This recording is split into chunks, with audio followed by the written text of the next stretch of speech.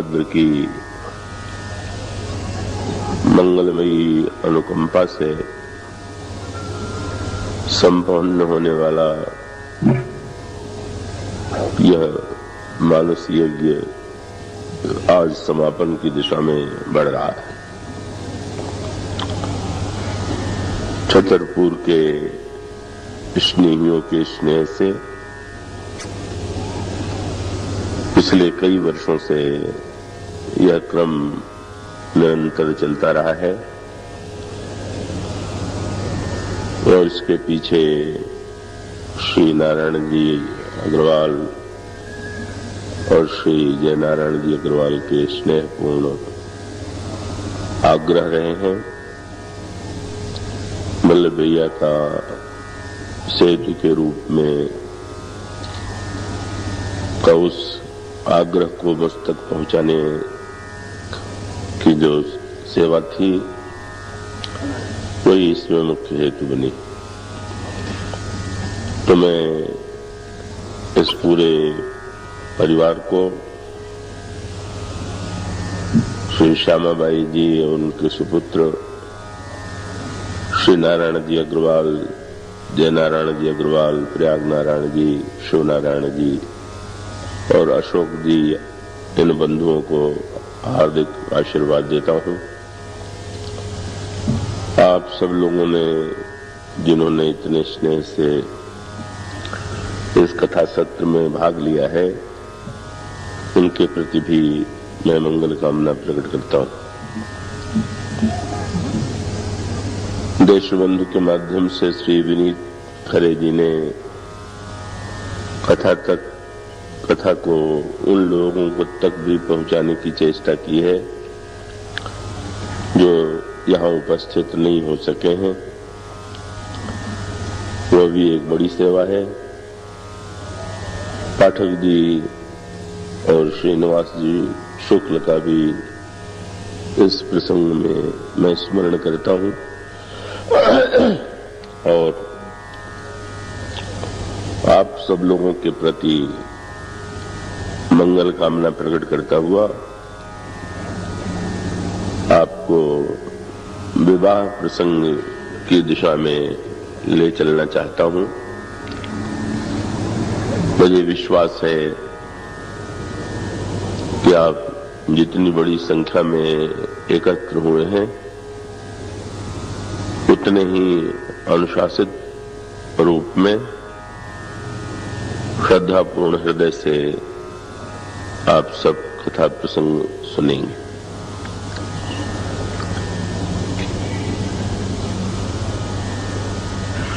भगवान श्री राघवेंद्र का विवाह अगहन शुक्ल पंचमी को संपन्न हुआ और उसका बड़ा ही रसमय वर्णन गोस्वामी जी ने प्रस्तुत किया है। पर यह विवाह एक सांसारिक विवाह ही नहीं है, अपितु यह विवाह अनेक तत्वों से पूर्ण है और इस विवाह को देखने की दृष्टि चाहिए और आप जिस दृष्टि से विवाह के मंडप में बैठ करके इस दूल्हे का दर्शन करेंगे,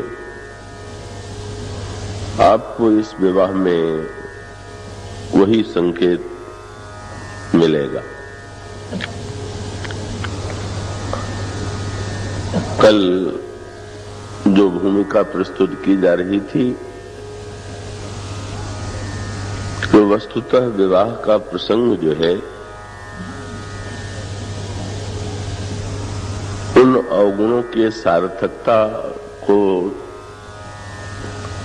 हमारे समक्ष प्रकट करता है जो संसार के सबसे कठिन दुर्गुण माने जाते हैं और वो तीनों अवगुण हैं, तात तीन अति प्रबल खल, काम क्रोध और लोभ। तो धनुष यज्ञ के प्रसंग में यह बताया गया कि क्रोध कैसा होना चाहिए, और विवाह प्रसंग में जब भगवान श्री राम काम के अश्व पर आरूढ़ होते हैं, काम ही जब घोड़े के रूप में श्री राम की सेवा में प्रस्तुत हो जाता है, तो मानो नियंत्रित काम जो है उसका परिचय हमारे समक्ष आता है। अभी आप भगवान शंकर और पार्वती के विवाह का प्रसंग उमा शंकर जी से सुन रहे थे। इन दोनों विवाह प्रसंगों में बड़ी तुलना है, पर एक संकेत सूत्र बड़े महत्व का है। मैं नहीं जानता कि उन्होंने उसकी ओर संकेत किया है कि नहीं, और वो ये है कि दोनों जो दूल्हे हैं वे विवाह के लिए जिस वाहन पर बैठकर आए, वो दोनों वाहन एक दूसरे से भिन्न हैं।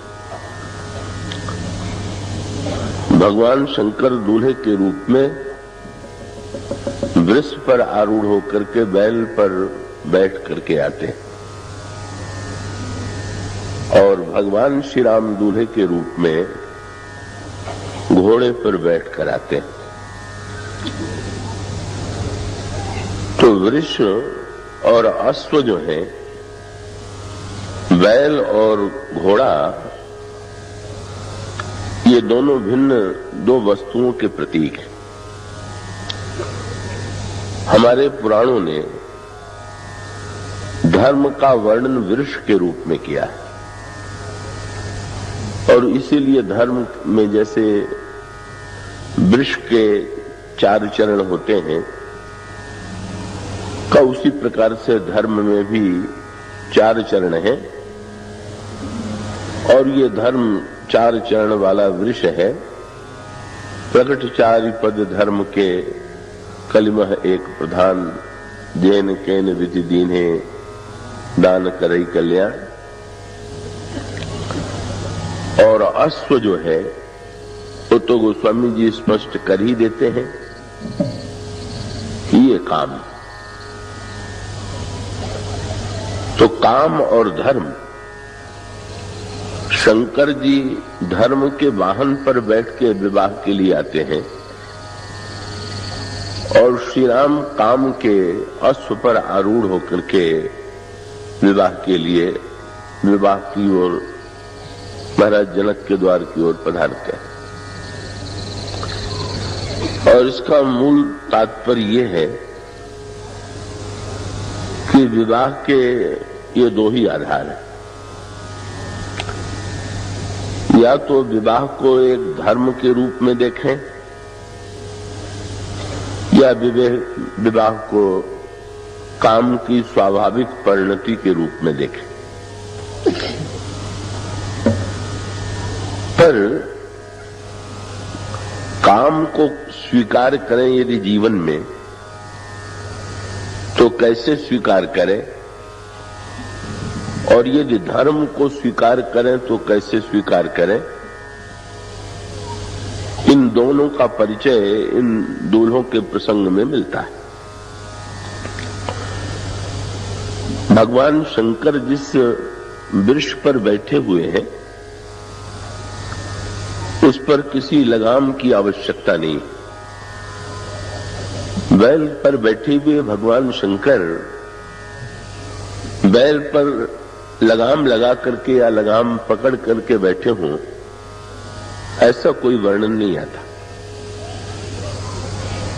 पर भगवान श्री राम जब काम के अश्व को स्वीकार करते हैं, तो उस पर लगाम लगा लेते हैं और लगाम को पकड़ करके बैठते हैं। और इसका अर्थ ये है कि हमें जीवन में धर्म की भी आवश्यकता है और काम की भी आवश्यकता है। कृपया आज तो विवाह की रात है, उसमें सोइएगा नहीं। ये बहुत आवश्यक है, क्योंकि मैं देख रहा हूं कि अभी कई लोग जो है विवाह में सोने की तैयारी कर रहे हैं। तो कृपया जरा अपने मस्तिष्क को चैतन्य रख करके जो बात कही जा रही है उसे सुने। तो देखें, जीवन में काम और धर्म की दोनों की आवश्यकता है। और गीता में भगवान ने ये कहा, जो अनेक रूप उन्होंने बताए उसमें उन्होंने कहा कि धर्म अविरुद्ध काम में ही। और उसका अभिप्राय यह है कि मनुष्य के अंतःकरण में भोग की प्रवृत्ति स्वाभाविक है, काम की वृत्ति स्वाभाविक है। यदि काम को अस्वीकार कर दिया जाए पूरी तरह से तो या तो सृष्टि की सत्ता ही मिट जाएगी या वो स्थिति असंभव होगी। तो फिर ऐसी परिस्थिति में हम किस संतुलित रूप में जीवन में काम को स्वीकार करें, धर्म को भी हम जीवन में स्वीकार करें और काम को भी स्वीकार करें। धर्म के वृक्ष पर बैठ करके वृक्ष जिधर जाता है भगवान शंकर उस दिशा में जाते हैं। और उसका अभिप्राय है कि हम जीवन में धर्म का अनुगमन करें। और जब भगवान राम घोड़े पर बैठते हैं तो इसका अर्थ यह है कि जीवन में काम को नियंत्रित रख करके काम को स्वीकार करने की आवश्यकता है। और इस तरह काम का नियंत्रण और काम की सार्थकता भगवान राम के विवाह के बिल्कुल प्रारंभ में ही प्रकट होती है। और लोभ की सार्थकता, लोभ की वृत्ति भी मनुष्य के जीवन में व्यापक रूप से विद्यमान है। लोभ की कितनी भी निंदा क्यों न की जाए, पर व्यक्ति लोभ छोड़ नहीं पाता। तो फिर ऐसी परिस्थिति में लोभ को कैसे स्वीकार करें, इसका परिचय भी विवाह के मंडप में मिला। तो लोभ की प्रवृत्ति विविध रूपों में प्रकट होती है और उसका सबसे निकृष्टतम रूप जो है आज के युग में जो दिखाई देता है वो दहेज की प्रथा। इसका अभिप्राय यह है कि विवाह में पिता तो अपनी कन्या के लिए यथाशक्ति देता ही है, पर लोभ की प्रवृत्ति का दुर्भाग्य ये है कि व्यक्ति पा करके भी उसे संतुष्ट नहीं होता। यद्यपि हमारी पुरानी परंपरा जो थी उसमें विवाह के साथ जुड़ी हुई एक जो प्रथा है वो बड़ी सांकेतिक है। कभी कभी वो लोगों को वो प्रथा बड़ी अटपटी लगती है, पर उसके पीछे जो निहित संकेत है वो संकेत बड़े महत्व का था। और ये है कि विवाह में गाली की परंपरा बड़ी व्यापक है। तो स्वाभाविक रूप से उसे सुन करके जो परिष्कृत रुचि वाले हैं का उनके अंतःकरण में कभी कभी ऐसी वृत्ति का उदय होता है कि ये तो बड़ी बुरी प्रथा है मतलब गालियां गाना, अश्लील शब्दों का उच्चारण करना, ये कहां तक उचित है? वो अपने स्थान पर उनकी दृष्टि ठीक हो सकती है,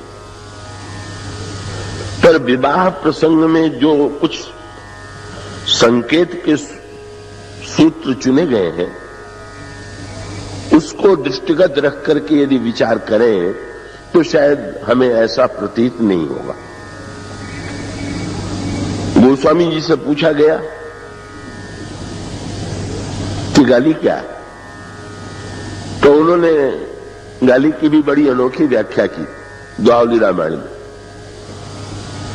उन्होंने कहा, अमीय गारी गारेऊ गरल और गारी कीन करतार, प्रेम बैर की जनन जुग जानहि बुध न गवार। गोस्वामी जी ने कहा कि ब्रह्मा ने गाली का निर्माण जो किया वो विष और अमृत को मिला करके किया, और वो गाली विष के समान मारक भी हो सकती है और अमृत के समान जीवनदायिनी भी हो सकती है। पर कहते हैं जो बुद्ध जन है वही इसे समझ सकते हैं कि जो केवल शब्दों में ही उलझ जाते हैं वो इस रहस्य को नहीं जान पाते। और इसका अगर तात्विक दृष्टि से विचार करके देखें तो क्या गाली वस्तुतः गाली ही होती है क्या? क्यों? प्रत्येक भाषा में गाली के वही शब्द नहीं है जो आपकी भाषा में है। इसका अर्थ है कि शब्द के साथ ये प्रशंसा है कि ये गाली है, ये आरोपित मान्यता है, तात्विक सत्य नहीं। तो इस संदर्भ में मुझे प्रयाग विश्वविद्यालय के प्राध्यापक का संस्मरण नहीं भूलता। उस समय विदेशी प्राध्यापक भी आते थे क्योंकि देश में विदेशी शासन था। तो प्रयाग विश्वविद्यालय में इंग्लैंड से एक प्राध्यापक आए और लड़के जैसे चंचल स्वभाव के होते हैं, जब वो कक्षा में पढ़ाने के लिए आते थे तो वो कुछ गाली के शब्द ही आपस में उनके लिए प्रयोग करते थे। और ये सुनते थे कि मुझे देख करके लड़के कुछ शब्द बोलते हैं, तो उन्होंने पूछ दिया कि आप लोग जो मुझे देख करके शब्द बोलते हैं ये क्या है? मैं भी तो इन शब्दों से शिक्षा प्राप्त करूं। तो लड़कों ने कहा कि हम आपकी प्रशंसा में ये शब्द कहा करते हैं। तो उन्होंने यही कहा कि आप लोग लिखा दीजिए कम से कम हिंदी में प्रशंसा के क्या शब्द हैं, ये तो मैं पहले सीख ही लूं। और उन्होंने उन शब्दों को लिख लिया अपनी लिपि में, और जब अपने भारतीय मित्र किसी मित्र ने उनको भोजन के लिए निमंत्रित किया तो उन्होंने भाषा का प्रयोग सबसे पहले वहीं किया और मित्र के लिए उन्होंने उन्हीं शब्दों को दोहरा दिया जो विद्यार्थियों ने उन्हें बताया था। अब उनके मित्र ने तो सिर पीट लिया कि आप यही अशिष्टता कर रहे हैं। उन्होंने कहा कि अशिष्टता, मुझे तो बच्चों ने बताया, लड़कों ने बताया कि तो प्रशंसा के शब्द हैं। उन्होंने कहा नहीं नहीं, ये प्रशंसा के नहीं, ये तो निंदा के शब्द हैं। पर इसका अर्थ क्या हुआ कि शब्द में प्रशंसा और निंदा नहीं। अगर शब्द में प्रशंसा और निंदा होती तो संसार में प्रशंसा के शब्दों से सबको प्रसन्नता होती, और शब्द में अगर निंदा होती तो प्रत्येक भाषा वाले व्यक्ति को एक ही शब्द निंदा के प्रतीत होते।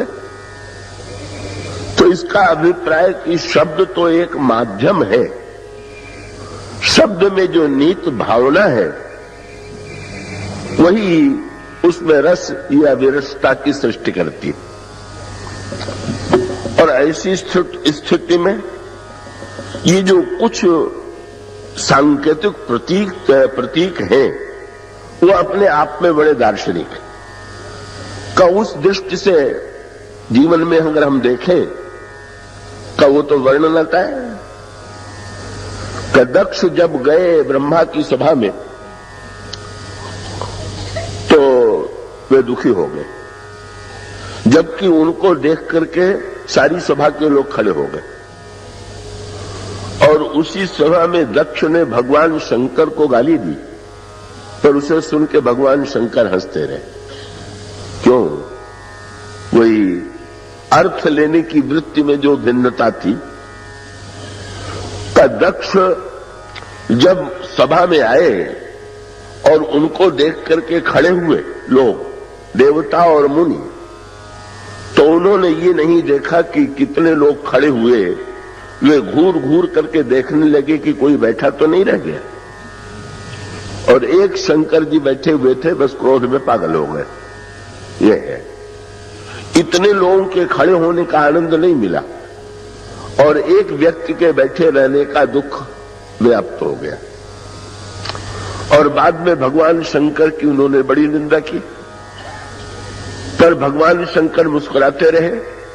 गणों को तो क्रोध आ गया, गणों ने तो क्रोध के बदले क्रोध किया, लक्ष्य को फटकारा, पर शंकर जी मुस्कुराए और उन्होंने कोई उत्तर नहीं दिया।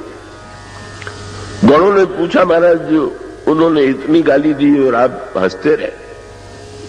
तो भगवान शंकर ने कहा कि गाली देना तो ससुराल वालों का विशेषाधिकार है। चलो, और कोई स्त्रियां गीत गाने वाली नहीं थी, तो हमारे ससुर ने ही गाली दे करके अपनी भूमिका को पूरा कर लिया।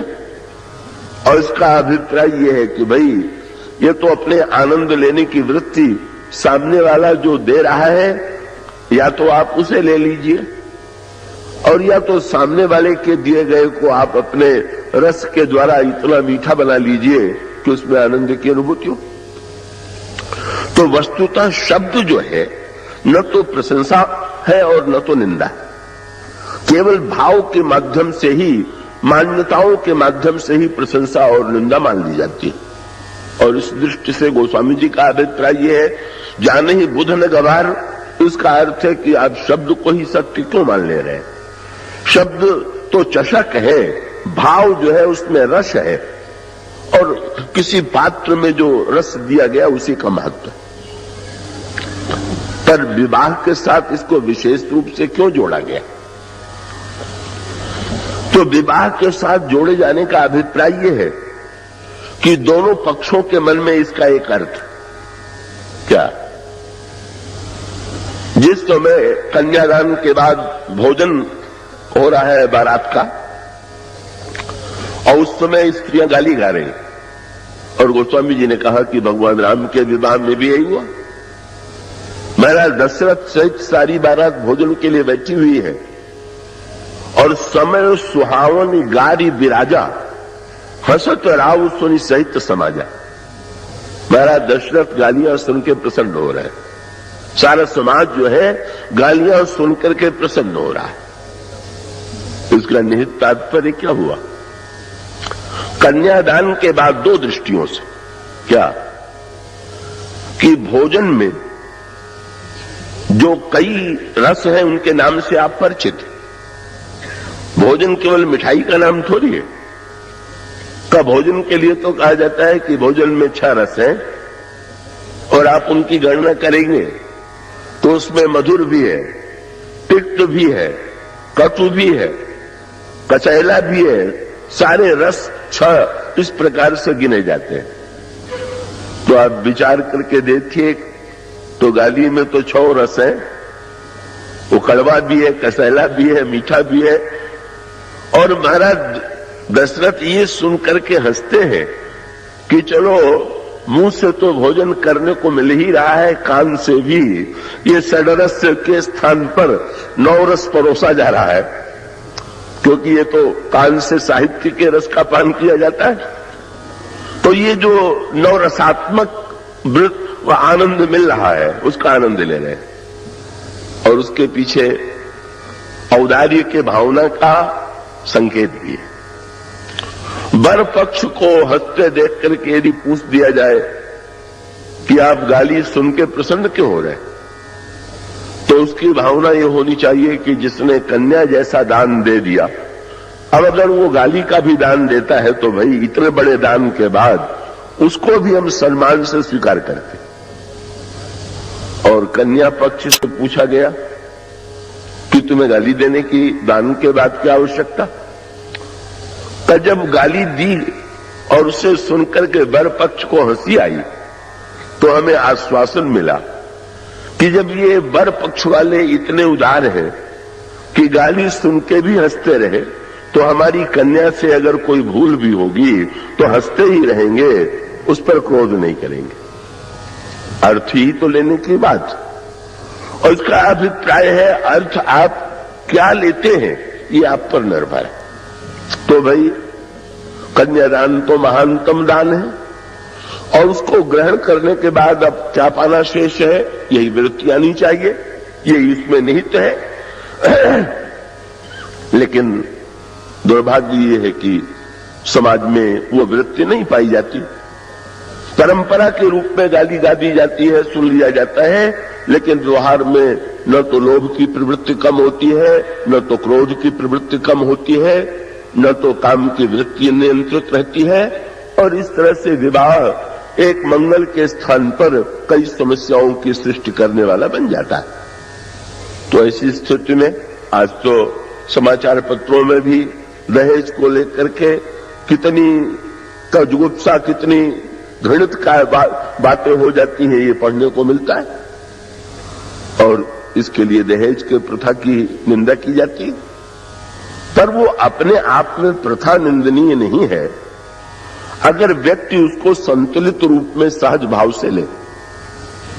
इसका अर्थ ये है कि कन्या का पिता जब कुछ देता है तो उसे स्वीकार करने में आपत्ति नहीं, पर जब लोभ का अतिरेक व्यक्ति को संतुष्ट नहीं करता और उसके साथ साथ जो पाने की वृत्ति है उसके साथ साथ जो दूसरी वृत्ति जुड़नी चाहिए, जब तक वो वृत्ति नहीं जुड़ती, का भगवान श्री राम के विवाह में दहेज दिया गया कि नहीं?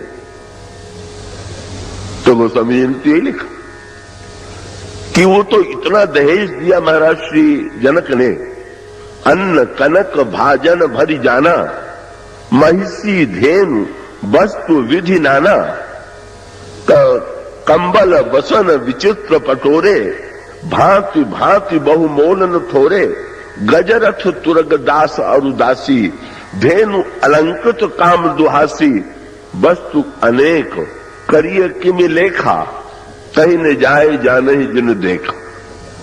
इतना दिया उन्होंने, घोड़े दिए, हाथी दिए, गाय दी। गोस्वामी जी ने तो कहा कि इतना उन्होंने दिया कि उसकी गणना नहीं की जा सकती। अब इसको पढ़ करके अगर व्यक्ति कहे कि अगर हम अधिक से अधिक लेते हैं तो इसमें क्या बुरा, तो गोस्वामी जी ने एक सज्जन ने मुझसे यही कहा कि तो उस प्रथा का समर्थन तो रामायण में भी है। दाई दीन अनेक विधि, तो ऐसी स्थिति में इसमें बुराई कहां है? तो मैंने यही कहा कि उसी दाइज के बाद जो अगली पंक्ति है वो भी पढ़ लीजिए, तो आप समझ लेंगे कि उसका प्रयोग क्या होना चाहिए। जो मिले उससे लीजिए, पर लेने के बाद जो करना चाहिए वो भी तो कीजिए। क्या का जब जनक ने महाराज श्री दशरथ को दहेज दिया तो महाराज श्री दशरथ ने लीन अवधपति सब सुख माने। जब उनको दिया जाने लगा तो बड़े प्रसन्न हुए। पर गोस्वामी जी ने कहा पाके ही प्रसन्न नहीं हुए, पाते ही उन्होंने पहला काम क्या किया, दीन जाचकन जो जेहि भावा। फिर उन्होंने जो मिला था उसको खुला छोड़ दिया, जिसको जो आवश्यकता हो ले जाए। आप भी अगर ऐसा कर दीजिए तो कोई बात नहीं है। अगर आप इतने उदार बन सकते हैं कि प्रत्येक आवश्यकता वाले व्यक्ति को वस्तु देने में आपको संकोच नहीं है तो कोई बात नहीं।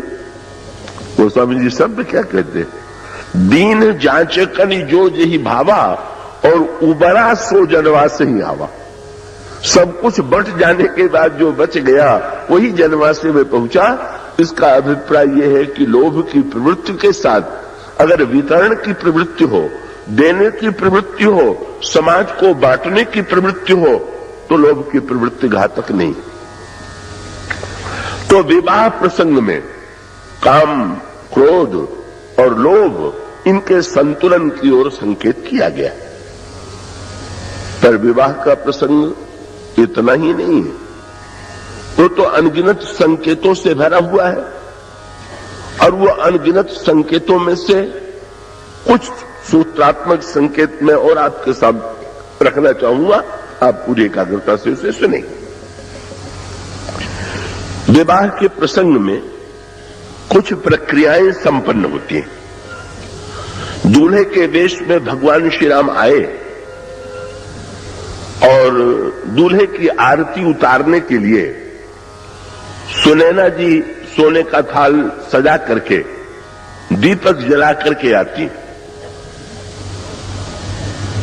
दोनों विवाह प्रसंगों में माताएं जो है दीपक जला करके आरती उतारने आती।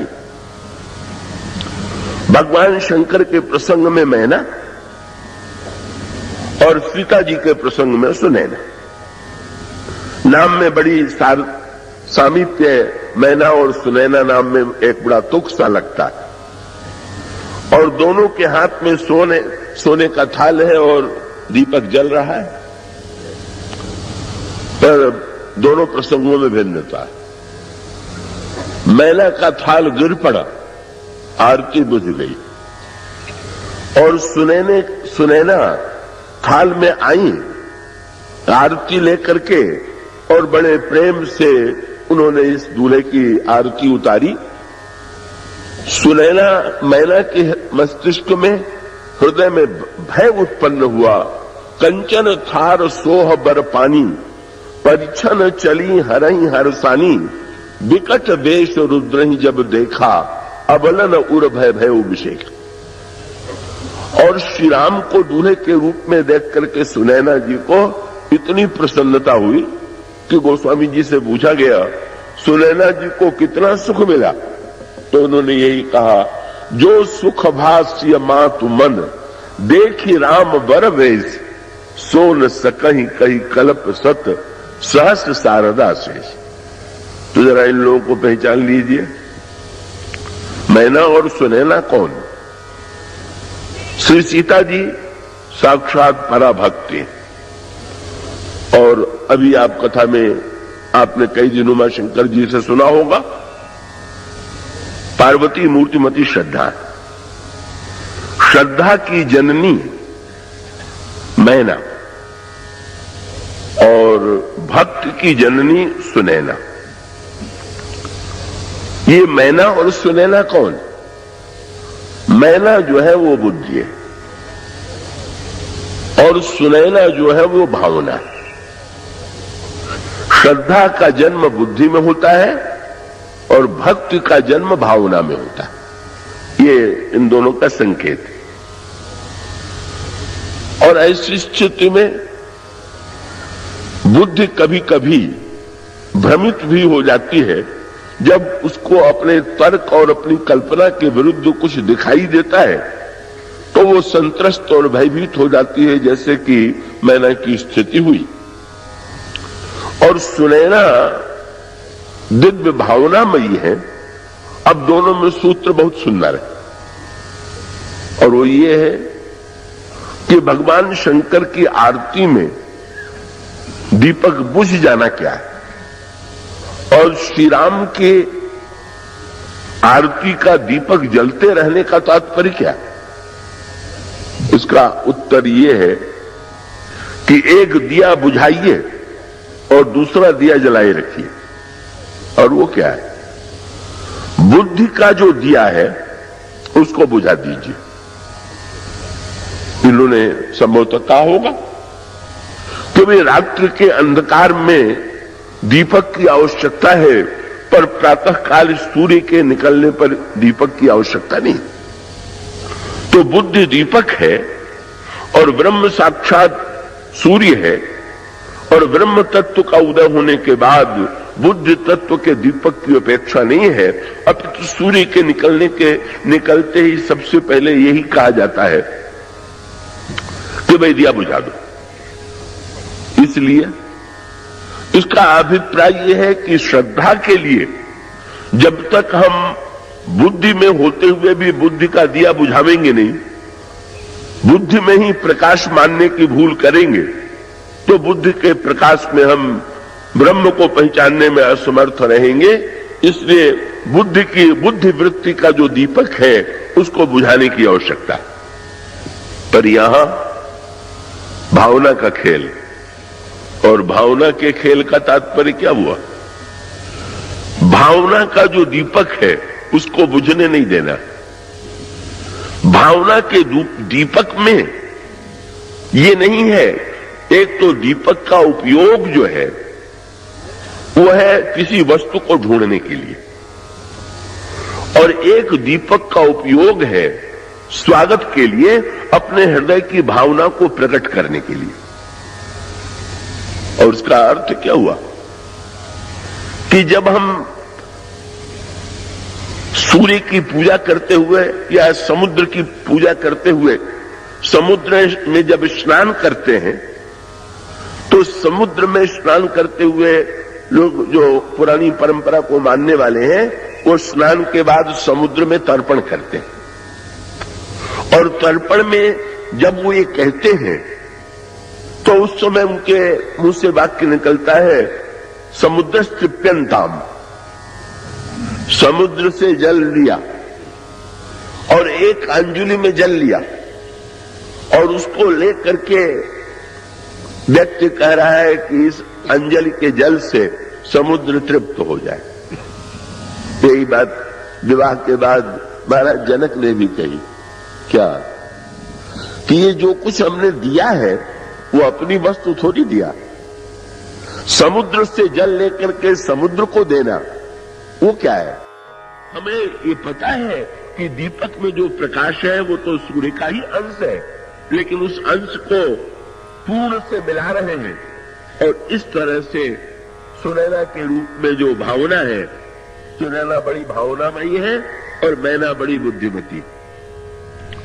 भावना की जो दिव्य रस वृत्ति है, और इसीलिए ये सुनैना है। ये सगुण साकार का जनक की पत्नी सुनैना बड़ा सार्थक। जनक जितने विवेकी हैं सुनैना जी उतनी ही भावुक, और उसका अभिप्राय है कि जीवन में विवेक और भावना दोनों के सामंजस्य की आवश्यकता। तो दूल्हे की आरती उतारी गई, भावना के द्वारा उसका स्वागत किया गया, और उसके पश्चात दूल्हे को बड़े आदर पूर्वक मंडप में ले आया गया, और इस मंडप में कुछ क्रियाएं संपन्न हुई। थोड़ा सा उसके अर्थ पर विचार कर ले। का एक संकेत आता है, महाराज जनक ने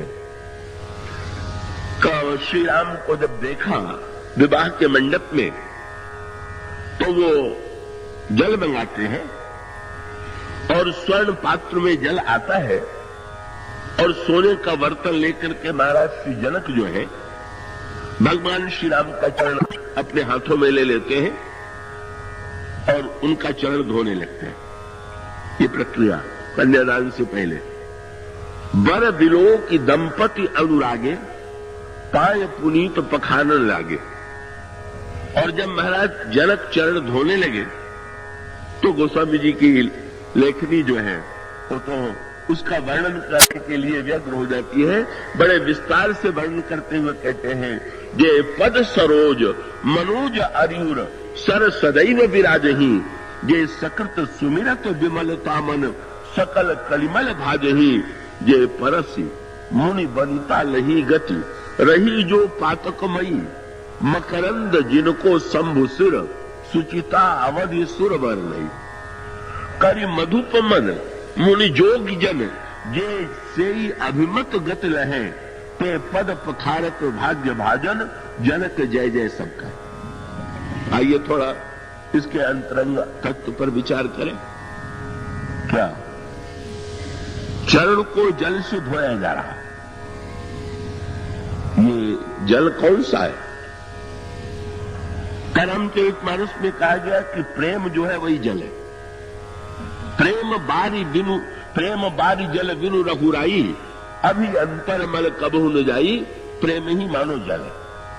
जैसे जल में स्वच्छता देने की शक्ति है, जल में जैसे शीतलता है, जैसे जल में तृप्ति है, यही प्रेम की प्रकृति है। और बहुत बढ़िया बात कि ईश्वर का चरण ही सब कुछ नहीं, आपके पास उसको पखारने के लिए प्रेम का जल है कि नहीं। ये ईश्वर तो प्रत्येक व्यक्ति के हृदय में है, पर उसके चरणों को पखारने के लिए जिस प्रेम जल की आवश्यकता है, वो प्रेम जल सबके पास नहीं होता। और इसीलिए प्रेम जल के माध्यम से जब हम प्रभु के चरण का प्रक्षालन करेंगे, और इसका अर्थ ये है दोनों अधूरे, जल हो और चरण न हो तो सार्थकता नहीं, और चरण हो जल न हो तो भी सार्थकता नहीं। तो बड़ी मीठी बात आ गई ना। आगे चल करके विवाह जब हो गया तो बड़ा विलक्षण प्रश्न सामने आया कोहबर में कि विवाह के बाद जब कोहबर में श्री राम और चारों भाइयों को सखियां लेकर के गई, तो श्री राम जो है अपने शील और संकोच के कारण दृष्टि नीची किए बैठे, और वेदांत की दृष्टि से देखें तो ब्रह्म जो है वो पूर्ण है, स्वयं अपने को ही देखता है। और अयोध्या में तो उसका स्वभाव भी था, क्यों नाचता भी था तो अपने को ही देख के नाचता था। वो सभी ने बड़ी भावनात्मक और दार्शनिक भाषा का प्रयोग किया कि रूप राशि नृप अजिर बिहारी नाचही निज प्रतिबिंब निहारी। भगवान दशरथ जी के आंगन में अपना प्रतिबिंब देख के नाचते। बहुत बढ़िया बात। संसार में सुंदरता देख करके तो नाचने वाले अनगिनत हैं। काम तो नचाता ही है, और काम नचाता है तो सुंदरता के माध्यम से ही नचाता है। पर श्री राम अपने सौंदर्य को देख करके नाचते हैं। इसका तात्पर्य यह है कि अपूर्ण व्यक्ति जो है वो दूसरे को देख करके तब आनंद का अनुभव करता है और नाचता। और भाई दूसरे को देख करके नाचेंगे तो कैसा नाच नचावे इसका कोई ठिकाना नहीं, और कब नाच बंद हो जाए भी ठिकाना नहीं। पर अपने में ही आनंदित जो है, अपने आत्मा राम इसी शब्द हमारे पुराणों में किया गया है। अगर आनंद का स्रोत अपने भीतर है, सौंदर्य का स्रोत अपने भीतर है, तो हमें आनंद के लिए दूसरों को देखने की अपेक्षा नहीं है, अपने को ही देखने की अपेक्षा। इसलिए श्री राम अगर नाचते भी हैं तो अपनी सुंदरता देख करके, अपने दिव्य रूप को देख करके। अब विवाह के बाद भी ब्रह्म अगर भावना की दृष्टि से देखें तो शील संकोच के कारण, और दार्शनिक दृष्टि से देखें तो अपने आप में निमग्न है। और जनकपुर में श्री सीता जी की जो सखियां हैं वो बड़ी भावनामयी। भावनामयी सखियों ने सोचा कि राम की दृष्टि इधर कैसे आवे। भक्त चाहता है कि भगवान अपने को ही न देखते रहे, जरा हमें भी तो देखें। ये भक्त की ये आकांक्षा है। मीरा जी ने तो भगवान को उलाहना दे दिया, तनिक हरि चितवो मोरी ओर, और उलाहना देते हुए कहा, हम चितवत तुम चितवत नहीं, कैसे ही एक कठोर। आपको मैं देखती रहूं और आप न देखें, कैसे बढ़कर के तो निर्दयता की कोई बात नहीं हो सकती। ब्रह्म जो है वो अपने आप में डूबा हुआ है तो ठीक है, लेकिन ये तो निर्गुण निराकार ब्रह्म है। और सगुण साकार ब्रह्म का आनंद तो तभी है कि जब वो भक्त की ओर आंखें उठा के देखे। भावनामयी सखियों ने सोचा कैसे इनकी दृष्टि अपनी ओर आकृष्ट करे। तो भाई वेद की भाषा में उन्होंने नहीं कहा, मीरा जी ने जरा प्रार्थना की भाषा में कहा, थोड़ा उलाहना दे दिया। तो वेद की भाषा, स्तुति की भाषा तो ये थी कि सखियां ये कहती कि जरा हमारी ओर दृष्टि उठा करके देखिए। शंकर जी जब बोलते हैं तो यही कहते हैं, महिपाल विलोकय दीन जन्म। हे महाराजा धीराज, आप दीन की ओर देखिए। एक भाषा तो शंकर जी की है और दूसरी भाषा जनकपुर के सखियों की है, बिल्कुल अटपटी भाषा। सखी ने भगवान राम से बिल्कुल कुछ नहीं कहा, जानबूझ करके ऐसे वाक्य का प्रयोग किया कि जिसे श्री राम सुन ले।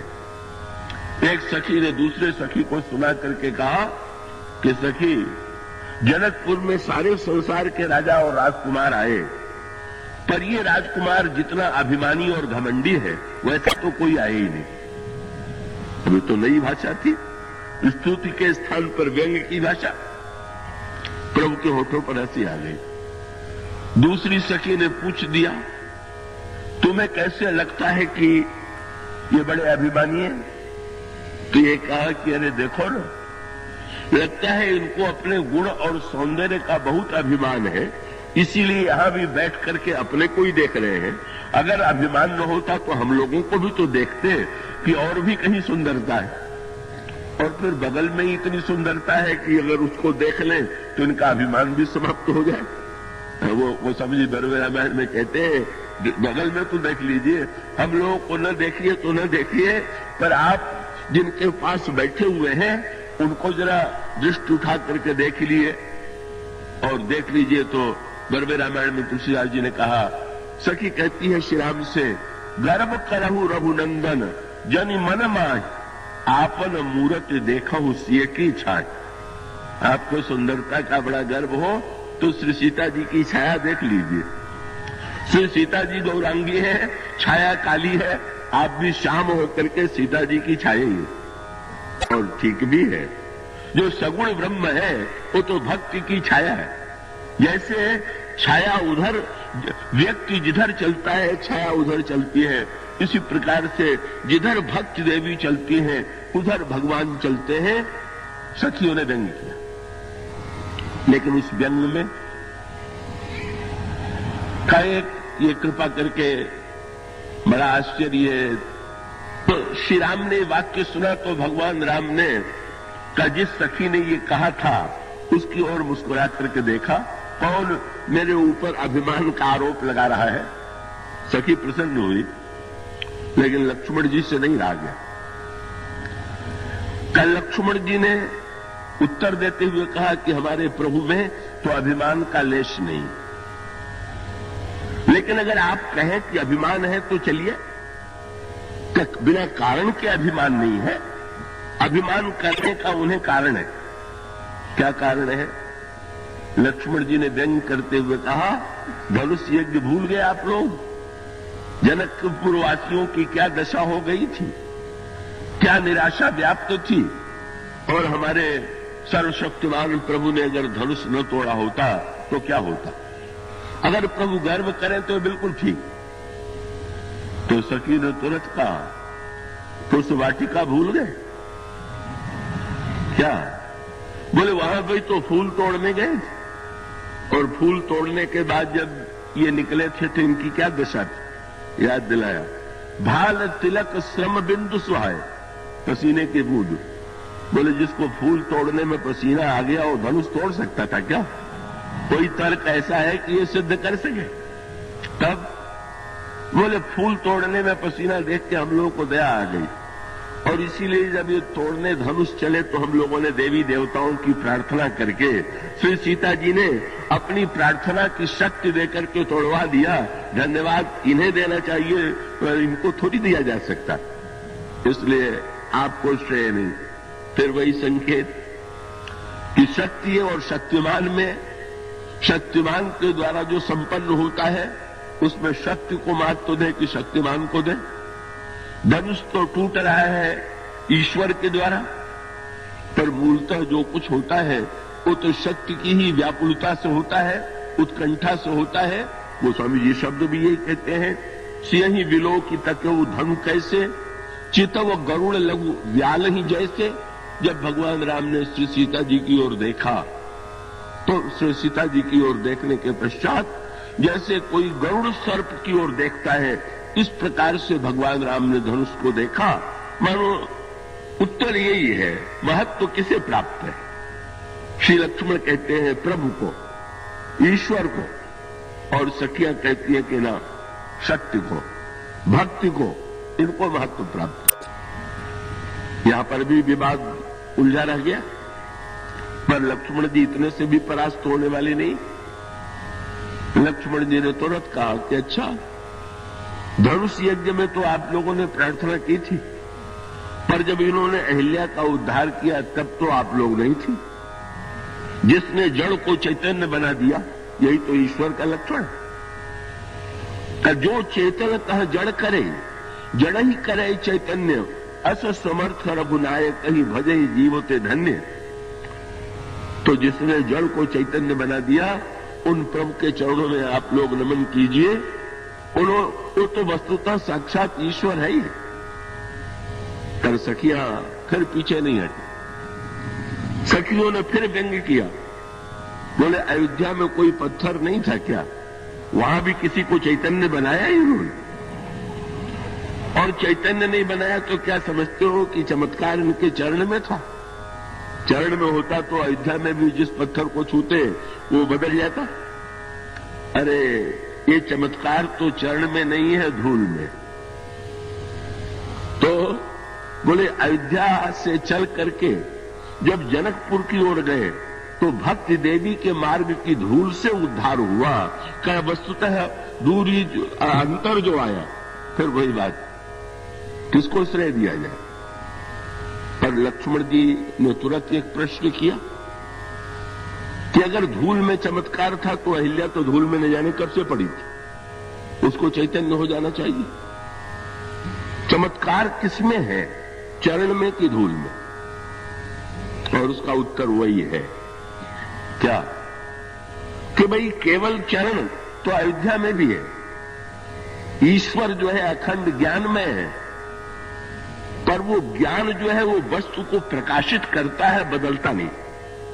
ये जो प्रकाश हो रहा है यही ज्ञान का स्वरूप। तो ज्ञान वस्तु को बदलता नहीं है, वो तो जो वस्तु जैसी है उसको दिखला देता है। तो अकेले ज्ञान घन के रूप में ब्रह्म जो है वो प्रकाशक, विषय करण सुर जीव समेता, सकल एक ते एक सचेता, सबकर परम प्रकाशक जोई, ब्रह्म प्रकाशक। ये जनकपुर की धूल क्या है? जनकपुर भक्ति देवी का नगर है और उसका अभिप्राय यह है कि ब्रह्म के चरण में जो परिवर्तन आता है वो परिवर्तन आता है भक्ति के द्वारा। लेकिन भक्ति का चमत्कार भी तभी होता है जब उसे भगवान के चरणों से जोड़ा जाता है। कहिए इसीलिए जब दोनों हार जीत का निर्णय नहीं कर पाए तो दोनों ने कहा कि अच्छा तो इन्हीं राम से ही निर्णय करा लिया जाए कि चमत्कार चरण में था कि धूल में था। और जब सखियों ने श्री राम से पूछा कि चमत्कार चरण में था कि धूल में था, तो श्री राम ने कहा चमत्कार तो हमारे गुरुजी में था, जिन्होंने चरण और धूल दोनों को मिलाकर के अहिल्या का उद्धार करा दिया। और ये तीन जब मिलते हैं तब परिवर्तन होता है। क्या? गुरु, भक्ति और ईश्वर। भक्ति की चरण धूल हो, ईश्वर हो और गुरु दोनों को मिलाने वाला। गुरु की भूमिका यही। गौतम नारी शाप बस उपल देह धरि धीर, चरण कमल रज चाहती, कृपा करो रघुवीर। मानो इसका सांकेतिक अभिप्राय यह है कि हमारे जीवन में बुद्धि की जड़ता जो है वो अहिल्या के रूप में पड़ी हुई, और वो बुद्धि की जड़ता ईश्वर के रहते हुए भी दूर तब तक नहीं होगी जब तक श्री राम के चरणों में धूल नहीं लिपटेगी। और इसका अभिप्राय है अगर भगवान है और भक्ति नहीं है तो भी अपूर्णता, और केवल भक्ति है और भगवान नहीं है तो भी अपूर्णता। इन दोनों के संयोग की अपेक्षा, इसलिए जो संकेत वहां धूल और चरण के मिलन से है, इसी प्रकार से विवाह के मंडप में भी किसमें चमत्कार है? गोस्वामी जी कहते हैं जनक का प्रेम, उनके अंतःकरण में जो दिव्य प्रेम रस भरा हुआ, उनका हृदय ही मानो घट है। प्रेमी का, भक्त का हृदय ही मानो घट है। और जब वो अपने प्रेम का बड़ा धूल से भी अधिक नई बात आ गई ना, का भगवान के चरणों में धूल तो लगी हुई थी, पर जल के द्वारा जब धूल बड़ा मिश्रण होगा तो फिर और भी वो धूल रसमय हो जाएगी। वैसे बिना जल के धूल कुछ सूखी लगेगी, लेकिन जब किसी के चरण में धूल लगी हुई हो प्रभु के और उसको प्रेम के जल से पखारा जाए तो हमारी भावना का जो रस है वो स्वामी जी इसीलिए इस पद प्रक्षालन को इतना महत्व देते हैं। गोस्वामी जी कहते हैं महाराज श्री जनक ने इसीलिए शब्द क्या कहा, क्या गोस्वामी जी ने एक बड़ी अनोखी बात कही। आगे चल करके जब प्रभु बन जाने लगते हैं तो केवट ने प्रभु का चरण पखार दिया, और केवट और जनक जो है वो तो दोनों एक दूसरे से बिल्कुल भिन्न है। जनक उच्च वर्ण के हैं तो केवट नीचे है। जनक बड़े ज्ञानवान है तो केवट ने कोई शिक्षा प्राप्त नहीं किया। जनक अगर का देश के महान राजा है तो केवट दरिद्र है। तो फिर दोनों को भगवान का चरण कैसे मिल गया? उसका उत्तर यह है कि भाई अन्य बातों में चाहे केवट और जनक अलग अलग रहे, पर एक बात ऐसी है कि जिसमें दोनों समान, और वो शब्द क्या? बोले जनक का बर्तन सोने का था, सब कुछ था, लेकिन उसके द्वारा ये चमत्कार नहीं हुआ चरण का। तब किसके द्वारा हुआ? कब्बर विलोक दंपति अनुरागे, बस अनुराग शब्द जो है, पाय पुनीत पखारन लागे। जनक का हृदय अनुराग से भरा हुआ था और वो जल जो है वो वस्तुतः प्रेम का जल है जिसके द्वारा प्रभु का चरण पखारा जा रहा। और केवट चाहे अन्य विषयों में दरिद्र हो, पर इस विषय में जनक से बिल्कुल पीछे नहीं। इसीलिए वो स्वामी जी ने कहा, जब भगवान राम ने कहा बेगी आन जल पाए पखारू हो तो विलंब उतारे पारू, तब केवट राम रजाए सुपावा पानी कठौता भरी ले आवा अति आनंद उमगी अनुरागा। इसमें वो अनुराग जो है, और इसका अभिप्राय है कि ईश्वर को चरण पाने में मुख्यतः सोने और काठ के कठौते में नहीं, आपके पास वैभव है कि दरिद्रता है, तो इसका कोई अर्थ नहीं है। आपके पास अनुराग कितना है, यही महत्व का है। तो भाई ईश्वर काम के अश्व पर बैठ के आया, प्रेम के जल से चरण पखारा गया और उसके पश्चात कन्यादान हुआ। ये मानो अहमता और ममता का विसर्जन है। चरण धोना माने का वस्तुतः बर जो है ससुर श्रेष्ठ है कि बर श्रेष्ठ है? तो भाई यो तो संसार में परंपरा है, देने वाला बड़ा है, लेने वाला छोटा है। लेकिन यहां उल्टी बात, क्या वर को बड़ा मान करके जब कन्या का पिता देता है तो मानो विवाह के द्वारा वो अपने अहमता का त्याग करता है, क्योंकि हमारे यहां की परंपरा है कि विवाह में मंत्र माना ये कह करके दिया जाता है कन्या को कि जो विश्व रूप वर है उनको कन्या रूपा लक्ष्मी में अर्पित कर दो। उसका अभिप्राय लक्ष्मी भगवान की शक्ति है। भगवान के चरणों में अहंकार का विसर्जन जो है, यही पद दूल्हे के पद का प्रक्षालन है। और कन्या को दे देना जो है, यही ममता का त्याग। अहमता और ममता दोनों, तो इसीलिए इसको भी यज्ञ के रूप में देखा गया कि जहां पर सच्चे अर्थों में यदि विवाह के स्वरूप को ग्रहण किया जाए तो अहमता और ममता अर्पित हो गई। तो भाई घोड़े पर बैठकर दूल्हा आया, प्रेम जल से चरण पखारा गया, और जब उसके पश्चात अहमता और ममता का त्याग हो गया, कन्यादान हो गया, तो उसके बाद वर और कन्या दोनों की गांठ बांधी गई और भावरी पड़ने लगी। वर विलोक की दंपति अनुरागे के पश्चात गोस्वामी जी ने कहा, भगवान श्री राघवेंद्र और सीता जी का उस विवाह के मंडप में बड़ा अद्भुत दृश्य है। मंडप में खंभे लगे हुए और उन खंभों में इन दोनों का प्रतिबिंब दिखाई दे रहा।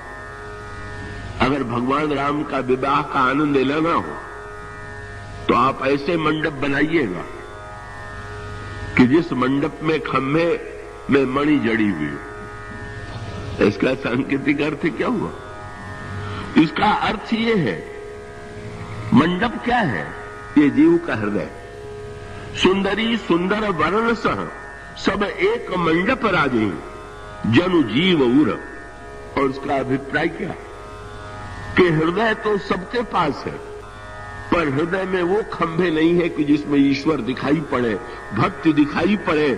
ये इसका अर्थ। ऐसा मंडप का खंभा, हृदय में 4 खंभे बनाइए, मन बुद्धि चित्त अहंकार के 4 खंभे, और बीच में का ब्रह्म और आत्मा के एकत्व का, ये विवाह का दार्शनिक तत्व है, लेने का समय नहीं है, पर इसका अभिप्राय यह है कि ऐसा दिव्य मणिमय मंडप है और उसमें भावरी पड़ रही है। भावरी पड़ने के पश्चात बड़ा सुंदर दृश्य है। श्री सीता जी आगे आगे जा रही हैं, पीछे पीछे भगवान राम में, और बीच में गांठ लगी हुई है। भक्तों ने पता लगाया कि यहां पर गांठ की क्या आवश्यकता, तो भक्तों ने बहुत बढ़िया बात कही। क्या कि भाई संसार में तो पहले विवाह जब होता है तो गांठ बांधी जाती है, और जो विवाह की विधि पूरी होती है वो गांठ बांध के होती है, पर बाद में तो गांठ खोल दी जाती है। इसका अभिप्राय क्या कि विवाह पहले तो गठबंधन का ही नाम, 2 व्यक्तियों में एक दूसरे को बांध दिया गया तो गठबंधन हो गया। लेकिन याद रखिए, फिर बांधने के बाद खोल क्यों देते हैं? बोले भाई जब तक विधि का गठबंधन है तब तक गठबंधन की आवश्यकता है, पर जब प्रेम का बंधन बन गया तो अब गठबंधन की आवश्यकता नहीं है, अब गांठ की आवश्यकता नहीं रहेगी। नहीं तो जीवन भर वर और कन्या जब घूमे जब चले तो हमेशा ही जो है दोनों का कपड़ा कस के बांध दिया जाए। इसीलिए गोस्वामी जी ने बहुत बढ़िया कहा, 3 बातें उन्होंने कही। डहके ते डहकाई वो, हाँ, किसी को ठगने की अपेक्षा ठगे जाना अच्छा। डहके ते डहकाई वो, और भली जीतते हार, और बड़ी प्रीति गठबंधते तुलसी की न विचार। गठबंधन की अपेक्षा प्रेम बड़ा। पहले बांधा गया और बांधने के बाद छोड़ दिया गया। बोले अब वस्त्र के बंधन की आवश्यकता नहीं है, बाहरी बंधन की आवश्यकता नहीं है, अब तो प्रेम का बंधन ही दोनों को बांधे हुए। तो यहां पर श्री राम में तो कोई गठबंधन की आवश्यकता है नहीं, पर भक्तों ने कहा नहीं आवश्यक। क्यों? आपने, मैं नहीं जानता है प्रथा है कि नहीं, शायद यहां भी होगी, कि कई लोग जब बड़े भुलक्कड़ स्वभाव के होते हैं तो उनको याद दिलाने के लिए कपड़े में उनके गांठ बांध दी जाती है कि इस गांठ को देखिएगा तो याद आ जाएगी। तो भक्तों ने पता चलाया कि ईश्वर जो है बड़ा भुलक्कड़। गोस्वामी जी ने यह वर्णन किया कि ईश्वर भूलने वाला, अगर ईश्वर न भूले तो बड़े संकट में पड़ जाए। एक व्यक्ति अपने परिवार की दशा देख करके इतने दुख का अनुभव करता है, और ये अनगिनत व्यक्ति जो जो कर रहे हैं और जो जो सोच रहे हैं, कहीं ईश्वर सबका ध्यान करने लगे तो उसकी तो यानी क्या दशा हो जाएगी। तो लेकिन उसको भी तो याद दिलाने की आवश्यकता है। तो याद दिलाने वाला कौन? मेरे पत्रिका में तो गोस्वामी जी ने श्री किशोरी जी के चरण पकड़ लिए और चरण पकड़ करके कहा, कबहू को सुधि द्याई भी मेरी मां तू जानकी। मां आप मेरी याद दिला दीजिएगा। क्यों? बानी विसारणशील है मानद अमान की। बड़े भूलने वाले। मानो संकेत क्या है? भक्त देवी आगे आगे चल रही है, श्री राम पीछे पीछे हैं और दोनों की गांठ बंधी हुई है। जब उस गांठ को ईश्वर देखता है तो उसको याद आ जाता है कि भक्ति देवी जिसको चाहती है, जिस पर कृपा करती है, उसकी याद मुझे भी रखना है। इस तरह से ग्रंथ बंधन और भावरी संपन्न हुई। और फिर उसके पश्चात भगवान राम सीता जी के मस्तक में राम सीय सिर से दुर्देही शोभा कहीं न जात विधि के ही अरुण पराग जलज भरी नीके शशि लोभ अहि शशि भूष अहि लोभ अभी के। भगवान राम जब सिंदूर चढ़ाने लगे तो गोस्वामी जी ने कहा कि जैसे सांप जो है चंद्रमा को आभूषित कर रहा, पढ़ने वाले थोड़ा साम जाते बोले भगवान पहली बार तो सीता जी के मस्तक को छू रहे हैं और भगवान राम की भुजा को बना देना, भगवान श्री राम की भुजा को सर्प कहना, ये तो गोस्वामी जी का न्याय है। कम से कम इस समय तो कोई कोमल उपमा देनी चाहिए।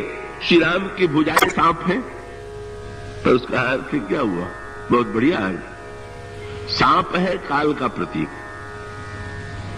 और ये सिंदूर दिया जाता है वो सौभाग्य का चिन्ह है।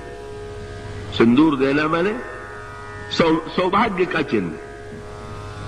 और गोस्वामी जी कहते क्या है कि भाई अखंड सौभाग्य रहे, इसका उत्तर क्या है? गोस्वामी जी ने कहा जहां काल का प्रतीक सर्प ही स्वयं सौभाग्य का चिन्ह दे रहा है, वहां तो अखंड सौभाग्य हो ही गया। गोस्वामी जी का अभिप्राय यह है, पर गोस्वामी जी से पूछा गया तो उन्होंने बड़ी अनोखी बात की। पहले तो कहा राम सिर सिंदूर देही, और फिर ये कह दिया कि अरुण पराग जलज भरि नीके शशि लोभ अभिभूष अमी। भगवान राम ने सीता जी को दिया कि लिया? गोस्वामी जी ने पहले तो दिया शब्द का प्रयोग किया और बाद में लिया कहा। ये तो बहुत बढ़िया बात। भगवान राम सीता के संदर्भ में ही नहीं, संसार में जो अगर कोई अपनी पत्नी को आशीर्वाद दे, पति, तो देता है कि लेता है? पत्नी ने पति को प्रणाम किया और पत्नी से प्रसन्न होकर के पति ने आशीर्वाद दिया, अखंड सौभाग्यवती हो, तो आशीर्वाद तो उसने अपने को ही दिया कि हम सदा जीवित रहे। वस्तुतः उसने दे करके भी स्वयं अपने लिए ही पाया। मानो किसने दिया और किसने पाया? भगवान राम ने दिया, सीता जी ने पाया, कि सीता जी ने दिया, श्री राम ने पाया? गोस्वामी जी तो बड़ी अनोखी उत्प्रेक्षा करते। उन्होंने कहा कि सर्प को अमृत की आवश्यकता थी और चंद्रमा को अरुण पराग की आवश्यकता थी। सर्प ने अमृत नहीं देखा था और चंद्रमा ने कभी कमल का पराग नहीं देखा था, क्योंकि जब रात्रि को चंद्रमा निकला तो कमल मुद गए, तो कमल का पराग बेचारे चंद्रमा को कभी मिला नहीं था। गोस्वामी जी ने कहा सीता जी का मुख चंद्र है, भगवान राम की भुजा सर्प है, और अमृत के लोभ से जब सर्प चंद्रमा के पास चला तो कहा भेंट में ऐसी वस्तु लेकर के चले जो इससे पहले न मिली हो। ये पराग सिंदूर क्या है? बोले अनुराग का सिंदूर है। आज तक ये दिव्य अनुराग का जो सिंदूर भगवान श्री सीता जी को अर्पित कर रहे हैं, उससे पहले कभी उनके प्रति अर्पित नहीं किया गया था। और इस तरह से सिंदूर दान की विधि संपन्न होती है और फिर चारों भाइयों का विवाह संपन्न होता है। और गोस्वामी जी कहते हैं मुदित अवध पति सकल सुत बधुन समेत निहारी जनु पाए महिपाल मणि क्रियन सहित फलचारी। उसका व्यवहारिक अर्थ ये है। तात्विक अर्थ तो यह है कि चारों अवस्थाओं का चारों स्वामियों से मिलन हुआ, और व्यवहारिक अर्थ ये है कि ये चारों राजकुमार चारों फल हैं और चारों राजकुमारियां उनकी क्रिया है, इनका मिलन हो रहा है। अर्थ शत्रुघ्न है, धर्म भरत है, लक्ष्मण जी काम है और मोक्ष श्री राम।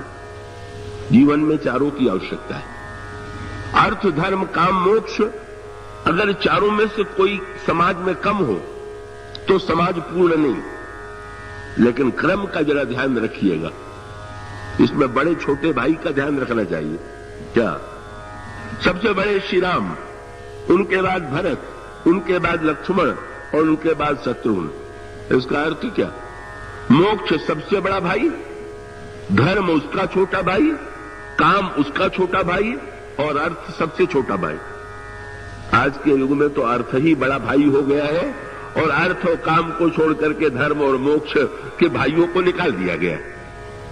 इसका अर्थ ये हुआ कि भाई अर्थ का भाई शत्रुघ्न जी की विशेषता ये है कि वो सबकी सेवा करते हैं।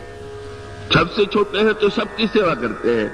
लक्ष्मण जी की भी, शत्रुघ्न जी की भी, तो भरत जी की भी, श्री राम की भी। पर विशेषता यह है कि अपने आप को सबसे छोटा भाई बनाए हुए हैं। और उसका अर्थ यह है कि अर्थ की सार्थकता तभी है। और वो चलते किसके पीछे? दो जोड़ी बना दी गई, राम और लक्ष्मण की जोड़ी। और भरत शत्रुघ्न की जोड़ी।